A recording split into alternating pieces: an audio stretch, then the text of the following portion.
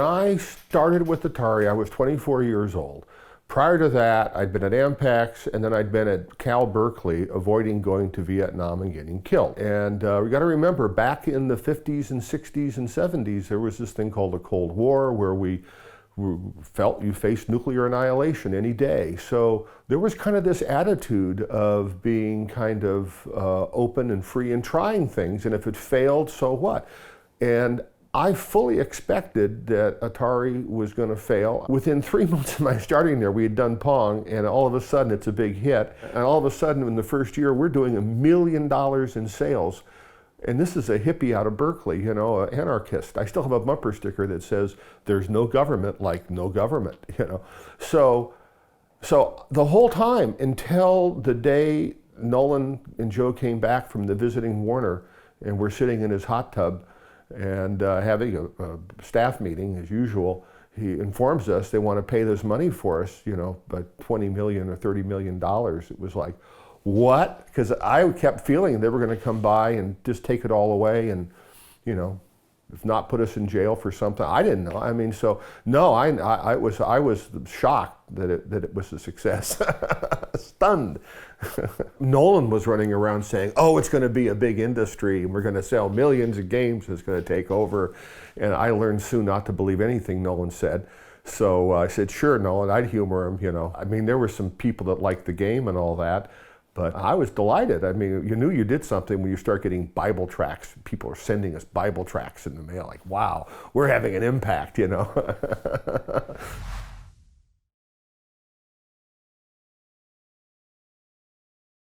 Nolan brought to Atari the understanding of what makes a good game. He played a lot of games and understood them, and he told me early on that a game has to be easy to learn but difficult to master. Those are rules that have pervaded the industry ever since.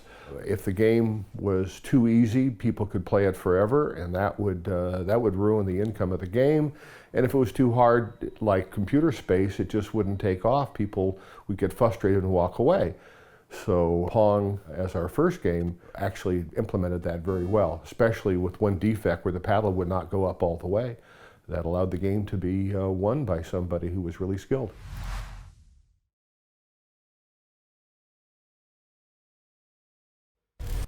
When we started Atari, we thought we had a patent on the original, the fundamental motion circuit, the Bushnell motion patent that he filed when he was at Nutting Associates. And it turned out that patent was invalid, so we didn't really have that.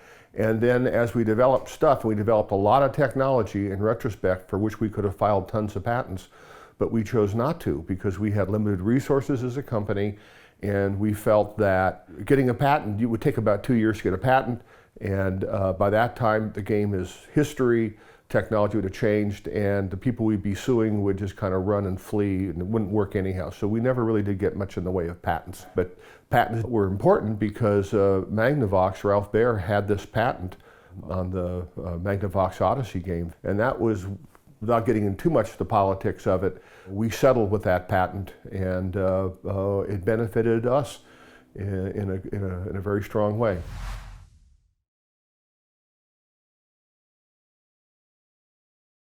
So in 1976, we wound up selling our company to Warner Communications.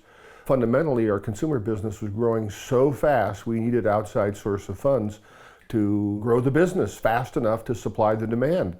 And we tried to do a public offering, and the market tanked at the time, so we couldn't do that. So we wound up selling to Warner Communications, and they seemed like a good fit because they understood the record business and the movie business, and that all products that come out are not successes. Not every company has that understanding, so we felt that was a pretty good fit, and that did work out at first pretty well. The problem with it was our management style was new. It was what's now common in the Valley, where we treated our employees equally and fairly, and we did not take ourselves too seriously, and we had a lot of fun, but we worked really hard. And we also knew that in our business, electronics in Silicon Valley, where you're creating new products with new technology, that if you don't obsolete your own product, somebody else will real quick.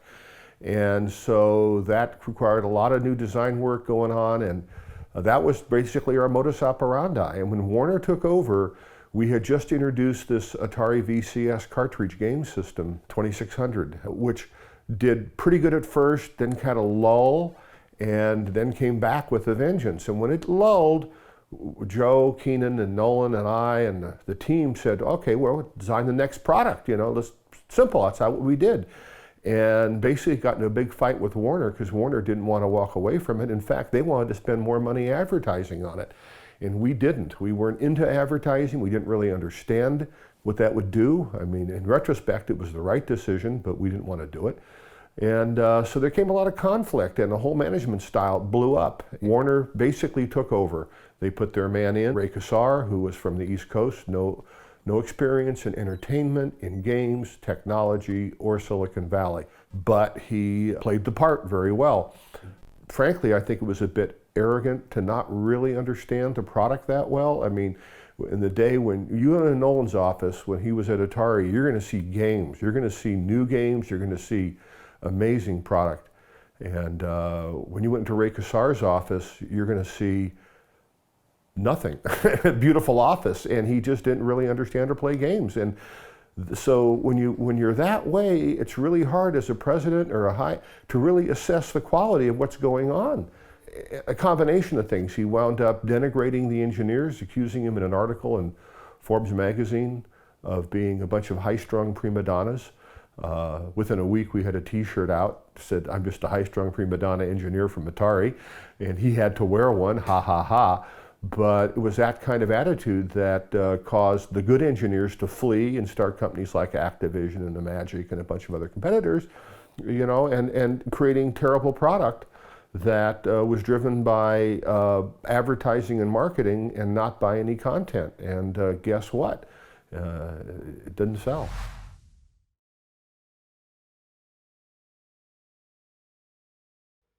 When I first saw the Nintendo after '83, my feelings were one of disappointment for Warner, because Warner had pretty much single-handedly screwed up the home video game business and come to the conclusion that the business was dead. Both of those conclusions were wrong, or events were wrong, and that for Nintendo to come back with basically a pretty simple re-implementation of the VCS, the Atari VCS. I mean, Warner wasn't going to do it, so there it sat, and if they wanted to pick it up, I mean, Warner, if they had been more forward-thinking, could have conceivably run with it and built this industry, but they didn't. They let it go.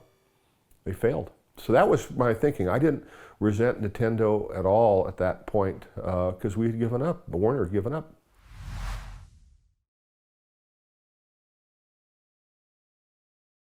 I work with a group called Hack the Future, where we mentor young kids, like junior high school age kids, to create technology products to help them become nerds, next generation of nerds. And at one time, one of the things we do is we show them how to program a simple video game. The simplest video game is Pong. And so we'll help them program their own version of Pong in JavaScript. Then they get to play me and beat me. To me, that's a feeling, because what I've done is I've helped a kid create something he didn't know he could create, and gave him the tools to write a program, and that's, to me, more rewarding than just playing a video game.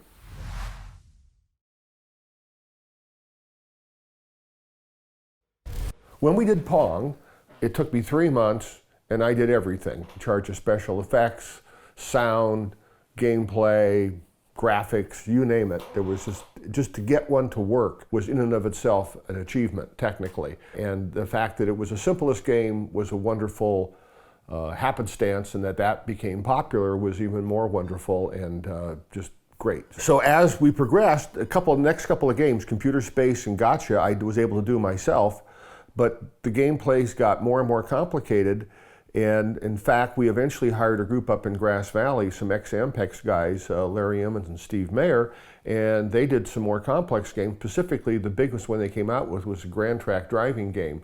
And that took about a team of 2 or 3 people to do the graphics and whatnot. It's just a bigger game. And then eventually in coin-op, division, they had more and bigger teams, maybe 3 or 4 or 5 people to do it, but it was a small team. That lasted probably for 10 years. But then when the home games came out, and even when the cartridge games, the 2600, they were done by an individual programmer. One guy would do the cartridge and do the game. Now, it's beyond making a movie. It's a state cast of hundreds, and it costs $10 million and more to make a game, and it's a whole different, it's more like making a movie than it is making in the old days of a game. So that's why I could say, well, I did the whole thing back when it was easy. Heaven forbid if I were to do a new game now, I don't think I'd be very good at it. It's a whole different process.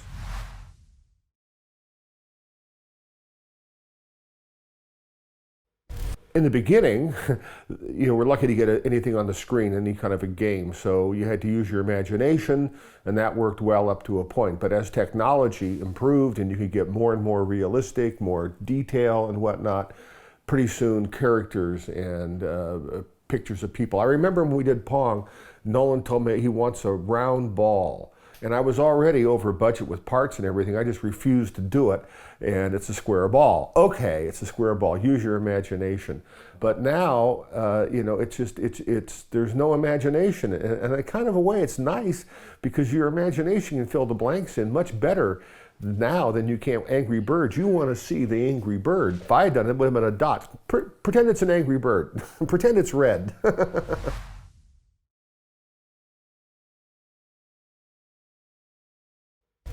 My opinion, I think the real father of today's video games, I would go back to Steve Russell, because he's the one that actually made the first playable game. You could argue about Higginbottom, which created the first sort of an image on a TV that wasn't really fun to play, and Russell's product was so much fun to play, it infected every PDP-1 in the world, and they were trying to get the people to take it off the machine because it was wasting so much computer time. So from that general sense, that would be it. I'd argue that the father of the commercial video game have to be Nolan Bushnell.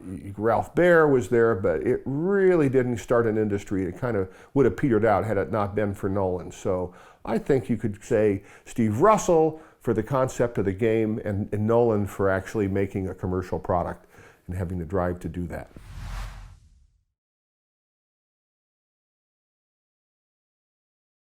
You can look at the Nintendos and the Sony Xbox and the big boxes and these monster games from EA, Madden and all that, and it's getting to be really impossible to get into business.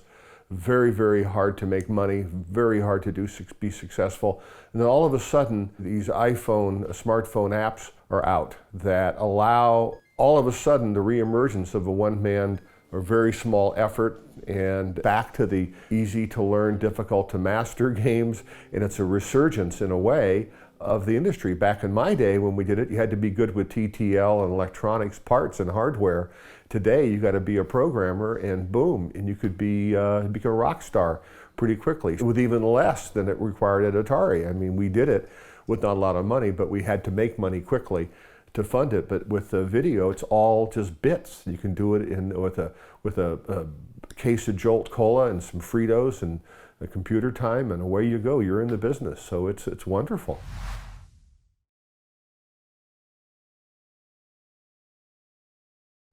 Nolan pointed out in the beginning that we are in the entertainment business, and what we are doing is we were selling about 3 minutes of entertainment for 25 cents. Yeah, like going to a movie, but you stay there longer and you pay more for the movie, you know? And so I think there is an absolute need for people to not suspend disbelief as much as to get out of your mind and live in an alternate world, even if it's an imaginary world with a ping pong ball, a white dot bouncing across the screen, because it takes your mind off of whatever else is going on. Because there's so much issues in people's lives that you can just get yourself all depressed about. So it's fun to go disappear into a book, a movie, or a video game. And I think that in a sense, video games in a broad sense have become a valid alternate form of entertainment, just as much as movies or books or anything else. And it's quite remarkable that I had something to do with it.